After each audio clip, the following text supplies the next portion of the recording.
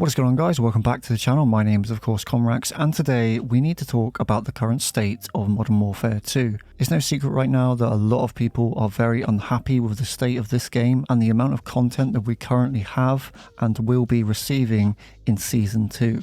So if you've been keeping up to date with the news surrounding Modern Warfare 2, it's no secret that a lot of people right now are deciding to completely quit playing this game, and with each passing day the player count seems to get less and less, and it seems that Infinity Ward and Activision are finally starting to realise that they have made some serious mistakes, or at least that's what we would hope. In fact, it turns out that they do not care when it comes to the multiplayer experience within this game, nor do they care about the player base and the community that surround it. And I'll get into some of the reasons why in just a second, but just before that, if you're new here and you are not subscribed, consider hitting that subscribe button, enabling all notifications for more Modern Warfare 2 content just like this. Be sure to leave a like on the video and leave me a comment down below and tell me your experience with this game so far. Are you still playing it? What else are you playing? If you're not, be sure to let me know. So a few days ago, Activision released a Road to Season 2 where they detailed many of the changes that we were going to be seeing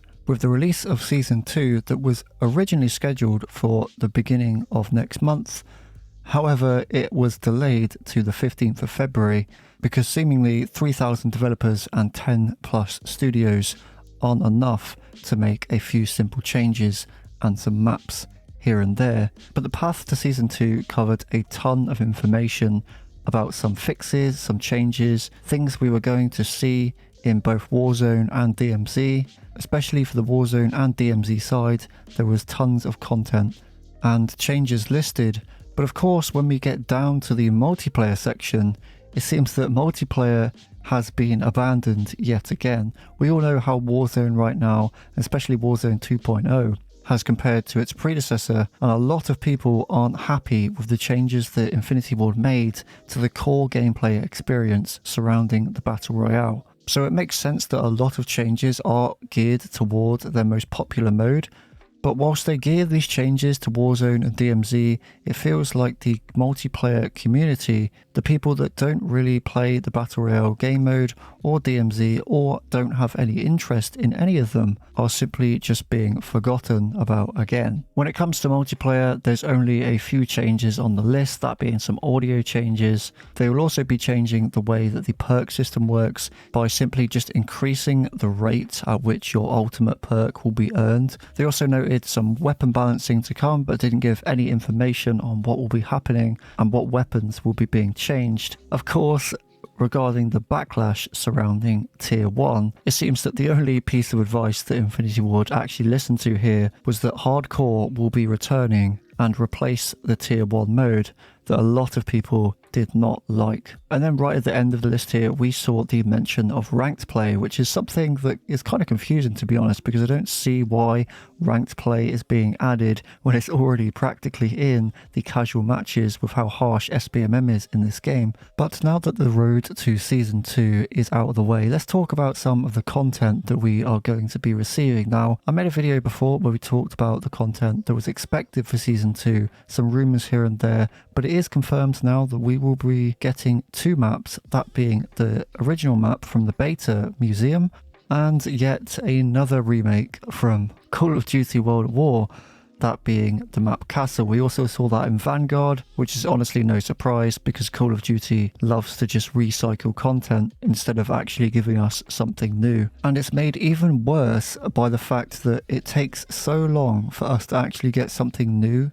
in this game, which is one of the reasons why many people are choosing to play other games. We can get a brief idea of just how bad this game is doing right now just by looking at the Steam player count. Now obviously I know that Steam and PC as a platform doesn't contribute to much of the Call of Duty player base. Most of people play on consoles, but as it stands, Call of Duty is being outperformed by a ton of other games.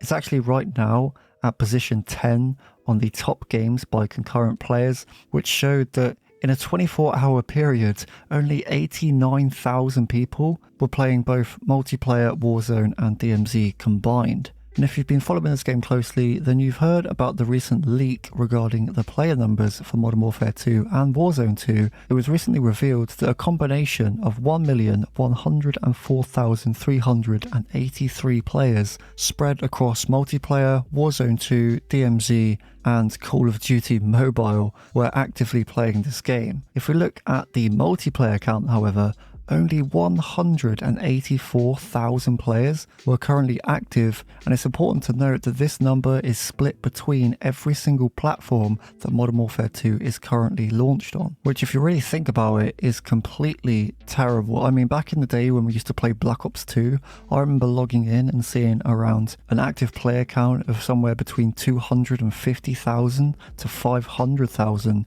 and that was just on one platform.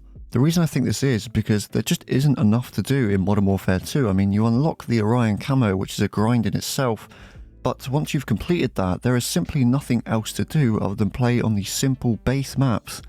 Maps that, compared to previous Call of Duty games, really aren't that good, and a whole bunch of remakes, like Shipment, that we've seen in the past 4 Call of Duty titles. If you combine that with the fact that we don't get new content on a regular basis, because if you don't know, Modern Warfare 2, for its first year at least, is following the 5 seasons pattern like we've seen in Vanguard, which means that we aren't going to be getting content between every release of season for at least 3 months. And then when we finally do get content, as pointed out before, it's only just simply remakes from other titles, maps that we've already played hundreds of times in the past, and maybe 1 or 2 new weapons.